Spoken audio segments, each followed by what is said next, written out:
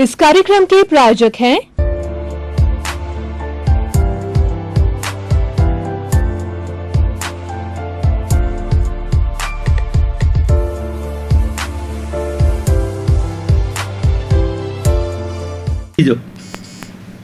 दर्शकगण, श्रोतागण, भाइयों और बहनों, मातृशक्ति को नमन। चैनल 24+ न्यूज के खास विशेष मनमोहक पुनरुत्थान कार्यक्रम में आपका हार्दिक स्वागत है, अभिनंदन है।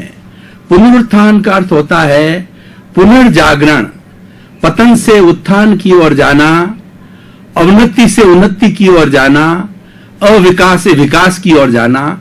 इसीलिए चैनल 24+ न्यूज ने यह खास विशेष कार्यक्रम आप लोगों के लिए रखा है। इसमें प्रतिदिन ऐसे ऐसे एपिसोड्स दिखाए जाते हैं जिससे हमारे जीवन को नई दिशा मिलती है, जीवन को हमारा दृष्टिकोण बदलता है और हम सही रास्ते की ओर जाते हैं। तो आज इसी क्रम में हम एक ऐसे विषय को लेकर के उपस्थित हुए हैं जिससे हमको मालूम होगा कि ये सारी सृष्टि का संचालन किस तरीके से होता है, इस सृष्टि का नियंता कौन है, इस सृष्टि को चलाने वाला कौन है, उसके बारे में हम विस्तार से बात करेंगे। तो आज का हमारा विषय है जगत नियंता व्यवस्थित शक्ति। भाई और बहनों, दर्शकगण, श्रोतागण, ये जो विषय लिया गया है ये दादा भगवान के वीतराग विज्ञान से लिया गया है। वैसे दादा भगवान किसी व्यक्ति का नाम नहीं है, एक सर्वज्ञ का नाम है, एक शुद्ध आत्मा का नाम है, जो कि विशुद्ध रूप से जिन्होंने एक फिलॉसफी दी और उस फिलॉसफी को मानने वाले आज पूरे विश्व के अंदर करोड़ों करोड़ों लोग हैं। उनका मैं थोड़ा भाई ये परिचय देना आपको चाहूंगा कि A.M. पटेल नाम के एक व्यक्ति भारतवर्ष में बड़ौदा के अंदर 1908 में उन्होंने जन्म लिया और वे गवर्नमेंट कॉन्ट्रैक्टर का काम करते थे। बड़े बड़े ब्रिज बनाना, रोड बनाना, मकान बनाना, रियल एस्टेट के जो कॉम्प्लेक्स बनाना, ऐसा कार्य करते थे, लेकिन हर कार्य में प्रामाणिक थे।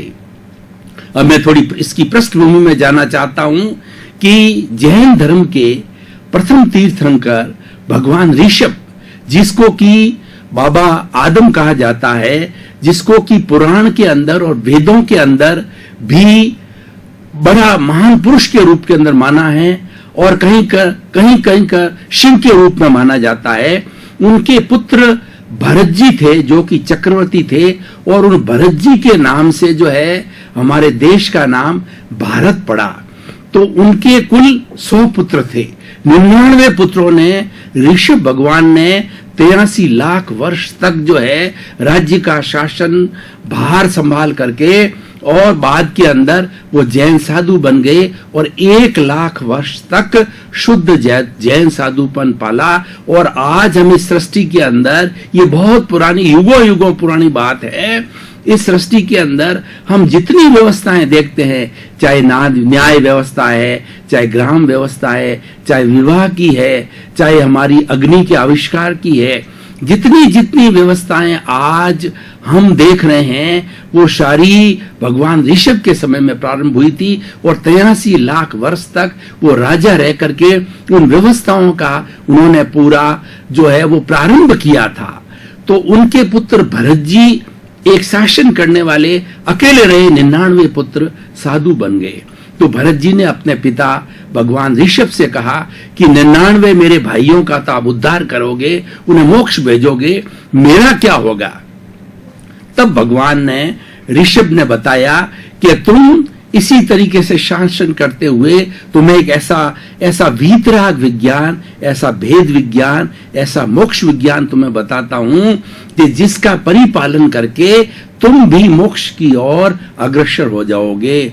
और जो उनके पुत्र जो है और भगवान ऋषभ जो स्वयं क्रमिक मार्ग का अनुसरण करते थे।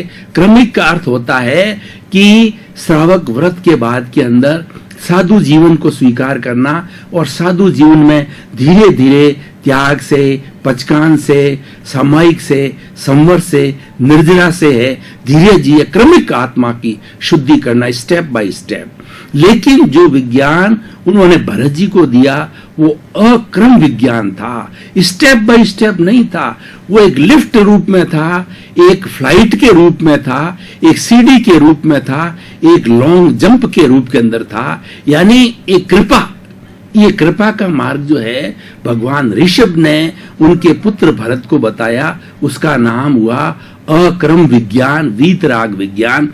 ऐसा बताया जाता है कि जो A.M. पटेल, जो कि बाद के अंदर दादा भगवान बने, ये भरत जी के समय से उनका जीव उनके साथ था और उन्होंने उस समय अक्रम विज्ञान का जो है पालन किया था और स्नेह स्नेह कई युगों तक वो जन्म लेते लेते जो है अब ये 1908 के अंदर A.M. पटेल, अंबालाल मूल जी पटेल के रूप के अंदर बड़ौदा के अंदर जन्म लिया और 1958 यानी कुछ ही अभी समय पूर्व जो है उनको एक बड़ा ज्ञान हुआ है, उनको भेद विज्ञान हुआ है, उसी का नाम अक्रम विज्ञान है। और अक्रम विज्ञान के अंदर ऐसा बताया जाता है कि केवली बनने से सर्वज्ञ बनने के अंदर केवल वो 4 डिग्री बाकी रह गए थे, 356 डिग्री का ज्ञान उनको हो गया था। और अगर 360 डिग्री का पूरा ज्ञान होता तो वो भी सर्वज्ञ बन करके और महाविद्य क्षेत्र में जन्म लेकर के मोक्षकामी हो जाते। लेकिन उनके जीवन में ये तड़प थी कि मुझे अकेले मोक्ष नहीं जाना है, मुझे सबको साथ लेकर के, सबको मोक्ष भेज करके मैं मोक्ष जाऊंगा। इसीलिए इनको दादा भगवान लोग खटपटिया सर्वज्ञ कहते हैं कि दूसरों के प्रति उनकी बहुत संवेदना थी, जगत कल्याण की बहुत बड़ी भावना थी। तो इसीलिए उन्होंने जो है लोगों के कल्याण के लिए यह वीतराग विज्ञान का प्रचार किया। पहले उनको ये विज्ञान हुआ, ये ज्ञान होने के बाद के अंदर 1958 में हुआ, तब उन्होंने इसकी घोषणा की। उस वक्त लोगों ने विज्ञान को समझा नहीं, उन्होंने खूब परिश्रम करके लोगों को अपने पास में बुलाया और उनको बताया कि मुझे इस तरीके का ज्ञान हुआ है, तुम भी इसका पालन करो और 3 भव के अंदर जो है ये साधना अगर शुद्ध रूप से करते हो तो सिमुंदर स्वामी के चरणों में महाविद्य क्षेत्र में, क्योंकि जिस क्षेत्र में हम रह रहे हैं ये भरत क्षेत्र है, इस भरत क्षेत्र के अंदर वर्तमान में सर्वज्ञता नहीं है, वर्तमान में केवल ज्ञान नहीं है, लेकिन महाविद्य क्षेत्र के अंदर जहां पर तीर्थंकर भगवान सिमंदर स्वामी जो प्रतिनिधित्व करते हैं हमारे भरत क्षेत्र का, उनके पास में ये सर्वज्ञता अभी खुली है और मोक्ष वहां पर खुला है। वहां पर जन्म लेकर के यहाँ का प्राणी वहां जाकर के और वो मोक्ष को प्राप्त हो सकता है। तो इस तरीके से उन्होंने ये लोगों को सारी बात बताई, लेकिन ये बात लोगों के गले नहीं उतरी। तो जब उन्होंने खूब परिश्रम किया और थोड़े समय के बाद के अंदर 1958 के बाद के अंदर लोग धीरे धीरे 61 में, 62 के अंदर, 65 में लोग जुड़ते गए तो उन्होंने पूरी एक दर्शन दिया। उस दर्शन की जो 5 आज्ञाओं के हम उस दर्शन के बारे में, वीतराग विज्ञान के बारे में विस्तार से जो है विवेचन कर रहे हैं। उसमें से उन्होंने 5 आज्ञाएं दी।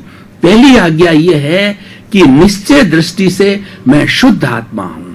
चिंतन करो कि ये जो मेरी आत्मा है शुद्ध आत्मा है, ये भगवान राम के जैसी शुद्ध आत्मा है, ये भगवान कृष्ण के जैसी शुद्ध आत्मा है, ये भगवान ऋषभ के जैसी शुद्ध आत्मा है, ये भगवान सिमंदर स्वामी की जैसी शुद्ध आत्मा है, ये दादा भगवान जैसी शुद्ध आत्मा। ऐसा चिंतन करो और जगत के सभी प्राणियों के अंदर जो जीवित प्राणी हैं उनमें वही शुद्ध आत्मा का अनुभव करते, उनको नमन करता हूं, उनको अनुभव करता हूं, उनको नमन करता हूं, नमस्कार करता हूं, उनका आदर करता हूं।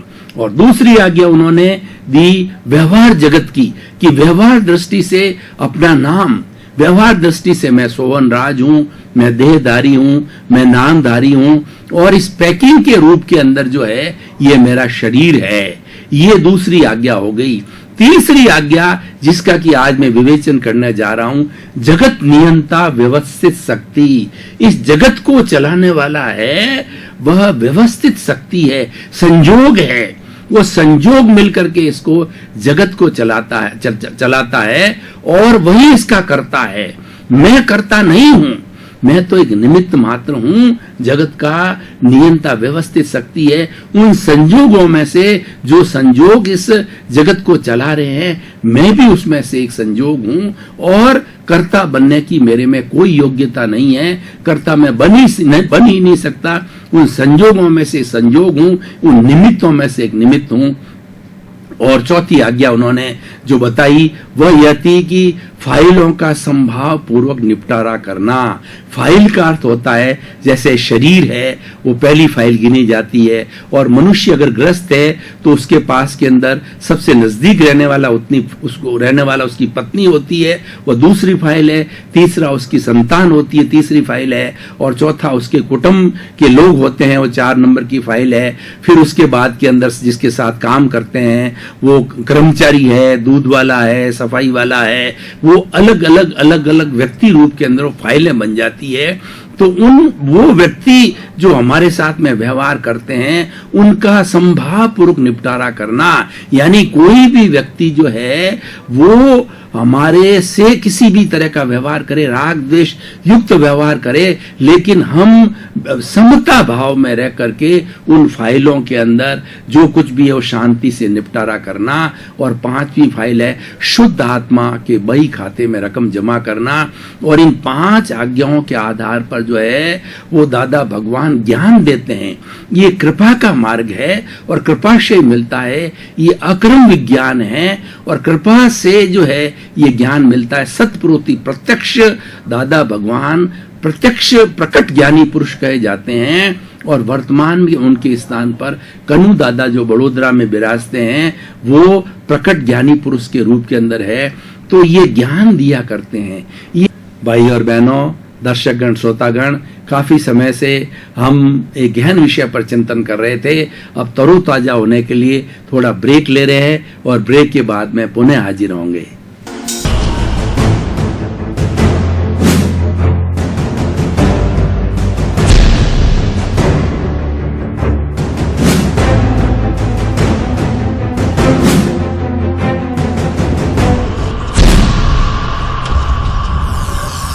श्रोतागण, हमने कुछ समय के लिए ब्रेक दिया और तरोताजा होकर के हमारी भारतीय संस्कृति के गहन विषय जगत नियंता व्यवस्थित शक्ति पर हम पुनः अपना विचार विमर्श प्रारंभ कर रहे हैं। ये ज्ञान देकर के और हमारा जो मन वचन काया है उसको डिसॉल्व कर देते हैं, हमारे अहंकार को डिसॉल्व कर देते हैं, कषाय को डिसॉल्व कर देते हैं। कषाय समाप्त होने के बाद के अंदर नए कर्मों का बंधन नहीं होता है और उस ज्ञान की अग्नि से, जैसे कि अग्नि से जो है वो पानी भाप बन जाता है, भाप बन करके वो उड़ जाता है, तो उस ज्ञान की अग्नि से जो हमारे कषाय के जो हमें ज्ञानावरणीय हमें ज्ञान के आवरण वाले कर्म हैं वो सारे कर्म जो भस्मीभूत हो जाते हैं। और जैसे जमा हुआ बर्फ होता है, यानी हमारे पूर्व जन्मों के जो कर्म होते हैं वो तो हमें निश्चित रूप से भुगतना ही है, वो डिस्चार्ज रूप के अंदर भुगतना। यानी कहने का अर्थ यह है कि जैसे बैटरी चार्ज होती है और डिस्चार्ज होती है, तो हमारे मन वचन काया की जो एक्टिविटी इस शरीर से चलेगी, जो जीवन भर चलेगी, वो सारा डिस्चार्ज है। नया चार्ज ज्ञान लेने के बाद के अंदर बंद हो जाता है, क्योंकि ये सतपुरुष की कृपा का कारण है। कृपा के कारण जो है यह सारा जो है प्राप्ति होती है। और 2 चीजें ज्ञान लेने के बाद मुख्य रूप से हो जाती है कि एक तो सबसे बड़ी बात है कि हमारे को कर्ता भाव समाप्त हो जाता है कि जगत नियंता व्यवस्थित शक्ति है, मैं कर्ता नहीं हूं। कर्ता बनने से ही सब बातों का बंधन होता है। मैं और मेरा कर्ता भाव समाप्त होते ही मैं और मेरा समाप्त हो जाता है। जब मैं और मेरा समाप्त हो जाता है तो कर्मों का बंधन रुक जाता है। चार्ज रुक जाता है। ये सबसे बड़ा ज्ञान लेने के बाद में फायदा होता है और ये कृपा से होता है। और जब तक हम ज्ञान प्राप्त नहीं करते हैं सत्पुरुष से, प्रकट ज्ञानी पुरुष से, जब तक उनकी कृपा को हम प्राप्त नहीं करते हैं तब तक जो है हमें 5 आज्ञाओं का पूरा खुलासा नहीं होता है, उसकी प्रतीति नहीं होती है, उसका अनुभव नहीं होता है। और ये दादा भगवान का वीतराग विज्ञान है। यह वीतराग विज्ञान जो है वो हमारे आत्मा की कलुषता को मिटाने वाला है, आत्मा के आवरण को मिटाने वाला है और हमारा कल्याण करने वाला मार्ग है। तो इस तरीके से ये सारा जो है इस विज्ञान के बारे में 5 आज्ञाओं का है। और इसके साथ साथ में व्यवहार रूप में दादा भगवान ने 5 चीजें और बताई। उन्होंने सबसे बड़ी बात जो हम ये ज्ञान प्राप्त करते हैं, ज्ञान प्राप्त करने के बाद के अंदर हमें दोष दिखाई देने लग जाते हैं। यानी एक तो बुद्धि होती है। बुद्धि किसे कहती है कि बुद्धि ये अच्छा बुरा उसका भेद करवाती है। और दूसरा क्या है, अशांति पैदा करती है। और दूसरा क्या है कि हमें दूसरों के दोष जो है देखने के अंदर सहयोगी करती है, अपने दोषों का रक्षण करती है। ये बुद्धि के लेवल पर सामान्य व्यक्ति कार्य करता है। लेकिन ज्ञान लेने के बाद में प्रज्ञा जागृत हो जाती है। प्रज्ञा ये जो है हमारी मोक्ष की साधना की, हमारी शुद्ध आत्मा की रिप्रेजेंटेटिव है। और प्रज्ञा जागृत होने के बाद के अंदर हमें बुद्धि से जो है अलग कर देती है और हर वक्त अपने दोषों को बताती है। इस थ्योरी की सबसे बड़ी बात यह है कि अपने दोषों को देखो, दूसरों के दोषों को देखना बंद करो। क्योंकि हमने जब से जन्म लिया है 84 लाख जीवा योनि के अंदर हम कई बार भटके हैं। उनके अंदर हमने किसी न किसी जीव के साथ के अंदर दोष किया है, किसी न किसी जीव को हमने दुख दिया है, कष्ट पहुंचाया है। इसीलिए दादा भगवान के वीतराग विज्ञान का सबसे बड़ा फॉर्मूला ये है, अपने दोषों को देखो और वो प्राप्त मन वचन काया से जगत के किसी भी प्राणी को किंचित मात्र भी दुख न हो, ऐसी शक्ति दो, ऐसी जागृति दो। ये इसका मुख्य जो है सिद्धांत है। किसी को दुख देना ही सबसे बड़ा अधर्म है, वो सबसे बड़ा पाप है।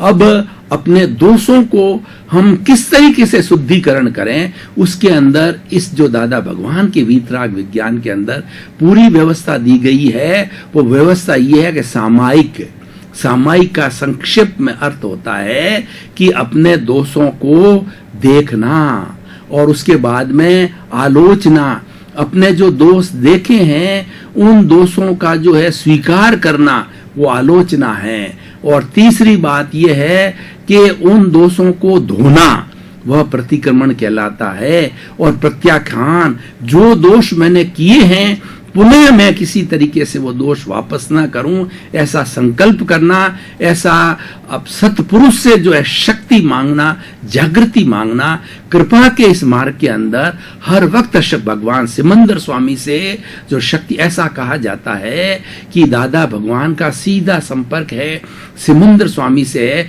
क्योंकि दादा भगवान वर्तमान के अंदर ये 1988 के अंदर देवलोक हुए थे और वर्तमान में इसी भरत क्षेत्र में 356 डिग्री के सर्वज्ञता के ज्ञान के साथ मौजूद है। और जो इनका स्मरण करता है उनको यह वीतराग विज्ञान की कृपा के द्वारा वीतराग विज्ञान देते हैं। इसीलिए इनके जो फॉलोवर्स है, इनके जो अनुयायी है, वो दादा भगवान ना असीम जय जयकार हो, दादा भगवान ना असीम जय जयकार हो, दादा भगवान ना असीम जय जयकार हो, इस तरीके का वो जाप करते हैं और दादा भगवान से शक्ति मांगते हैं। वैसे दादा भगवान किसी व्यक्ति का नाम नहीं है, दादा भगवान शुद्ध आत्मा का नाम है। उससे शक्ति मांगी जाती है और शक्ति मांग करके जो है हमारा कल्याण हो उसके बारे में प्रार्थना की जाती है, जागृति की प्रार्थना की जाती है। तो भाई और बहनों, दर्शकगण, श्रोतागण, अब मैं जो मुख्य जो अपना आइटम है आज, जो जगत नियंता व्यवस्थित शक्ति, इसके बारे में बताना चाहूंगा दादा भगवान के दर्शन वीतराग विज्ञान के बारे में।